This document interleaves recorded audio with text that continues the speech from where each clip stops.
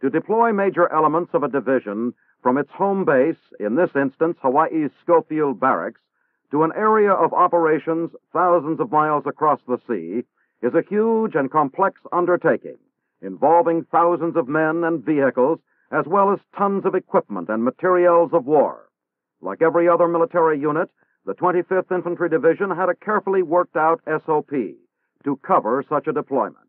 However, with the move to Vietnam becoming more and more probable, the division's commander decided to conduct a comprehensive readiness exercise. Specific objective was to evaluate and improve the division's readiness to deploy its units anywhere in the Pacific at a moment's notice. However, it was an exercise that, for the division's 3rd Brigade, would become an actual deployment to Vietnam.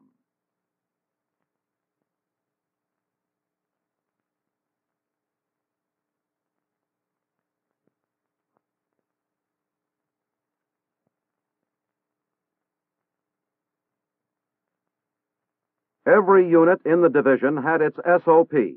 One duty of medical personnel was to check the health records of every man involved in the deployment. Records of men to be deployed had to be separated from those who would remain.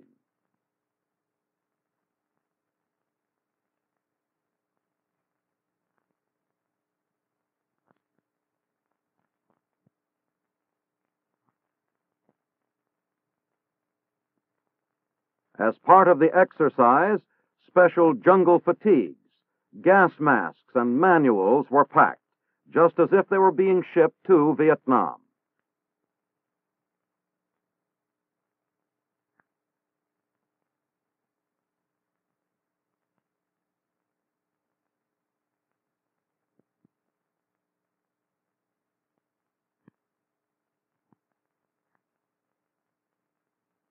An example of the many logistic problems involved was the attention given to specially designed tent frame kits.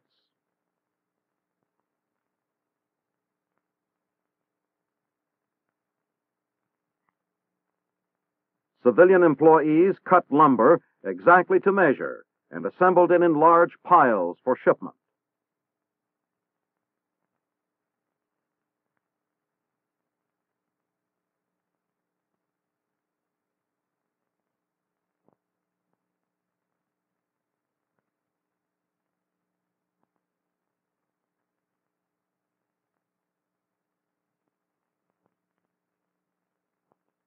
Division officers helped supervise.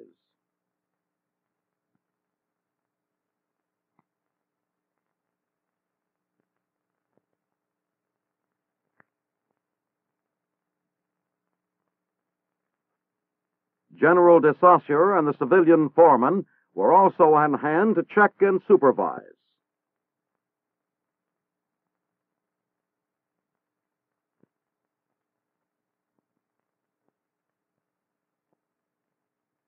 The task of cutting, assembling, and packing the lumber for the tent frame kits was finally completed. This is how a tent frame would look when assembled after deployment.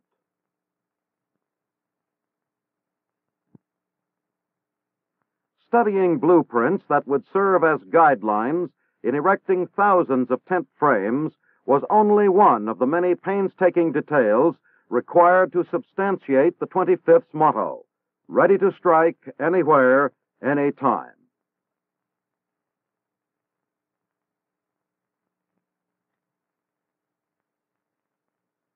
Looking at the piles of lumber to be shipped for tent frames, it appeared that not only would they be ready to strike anywhere, anytime, they would also have reasonably comfortable quarters once they arrived there. Stoneman Field at Schofield Barracks is normally an athletic field. However, during the exercise, it was used as a marshaling area for the division's vehicles.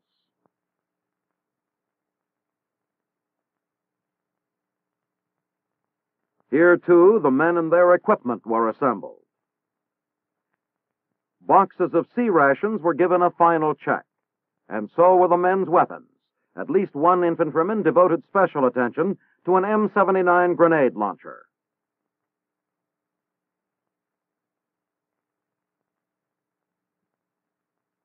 By now, the vehicles were checked, gassed, and loaded with equipment. The infantrymen were as ready as they ever would be. Some wondered if the exercise could possibly turn into an actual deployment. And if it didn't, they were sufficiently abreast of the news to realize that in a few days a real move could take place.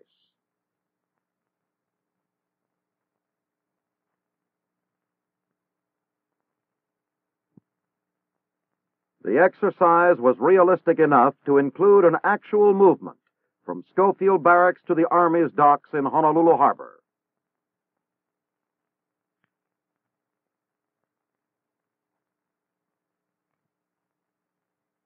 To the Tropic Lightning Division, this was not really a new experience, nor could it be for any outfit which had long served as the U.S. Army's major reserve force in the Pacific.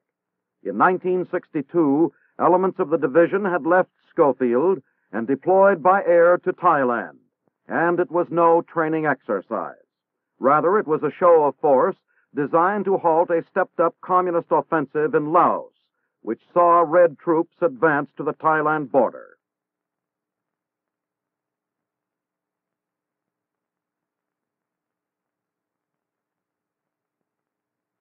However, many of its personnel had joined the 25th since 1962, and to many, a realistic deployment was new.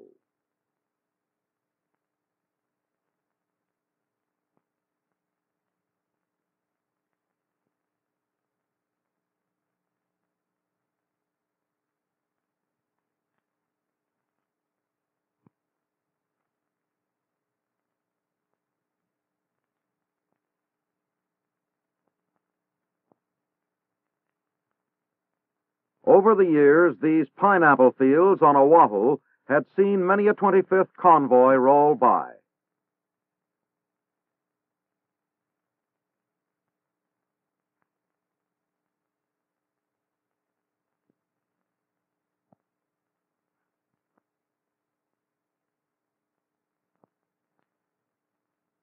As the convoy approached Honolulu, commanders remained alert, as they had been throughout all phases of the exercise, for any signs of unit weaknesses which might hinder Tropic Lightning's rapid deployment.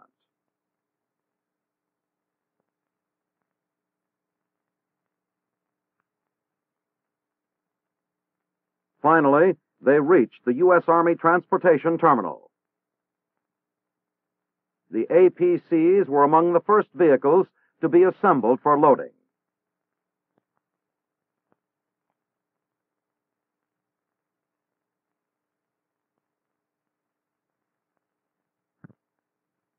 The ships were waiting and the vehicles and equipment were ready.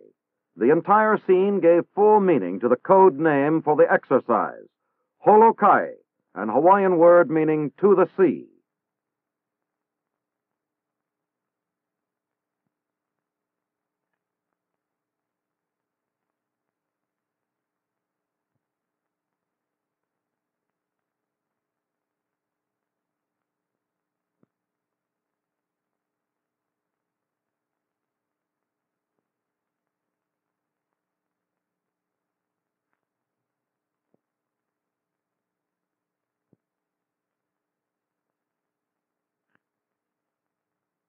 The 105 millimeter howitzers, fired during a training mission only a few days ago, were fully prepared and lined up for loading.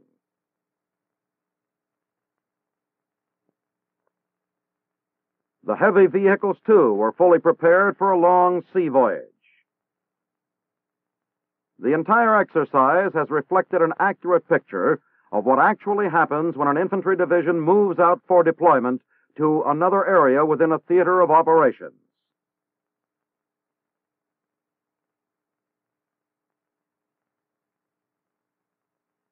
Now the loading began. First, the vehicles were hoisted on board.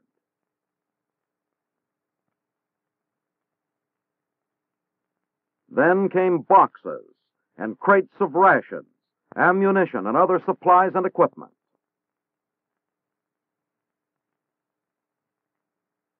Connex containers also were loaded on board.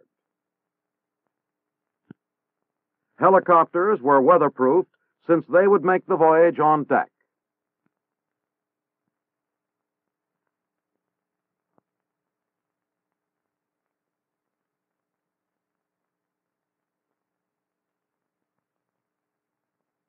A few days later, at Hawaii's Hickam Air Force Base, C-141 stood ready for the long flight to Vietnam. Pallets of duffel bags were loaded aboard, and exercise Holokai was no longer an exercise. It was an actual air deployment of men and equipment to South Vietnam.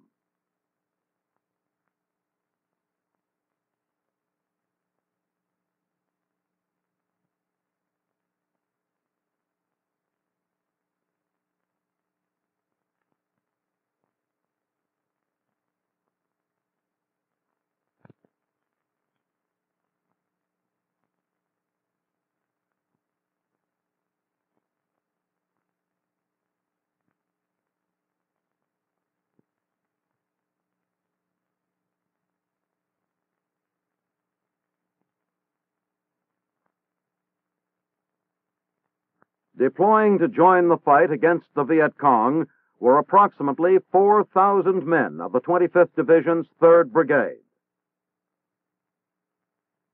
These men were fulfilling the 25th's role as the major immediate reaction force of the United States Army Pacific.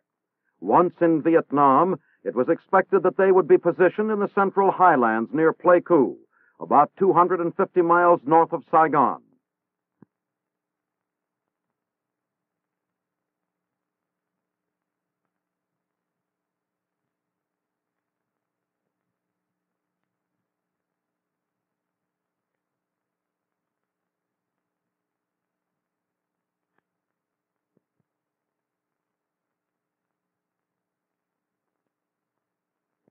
Colonel Everett A. Stoutner, commanding officer of the 3rd Brigade, held a final plainside conference with General de Saussure.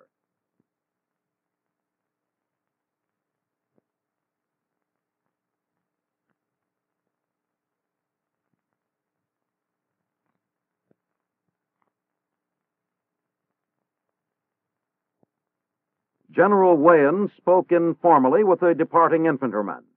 As men of the 3rd Brigade boarded the aircraft which would take them to the battlefields of South Vietnam, many were aware of the precise wording of the 25th Infantry Division's official mission: to be ready for rapid deployment by air or sea anywhere in the Pacific Command. Upon arrival in the objective area, be prepared for immediate conduct of ground operations, ranging from civic actions to sustained ground combat operations against hostile forces. It was a mission they were fully prepared to implement.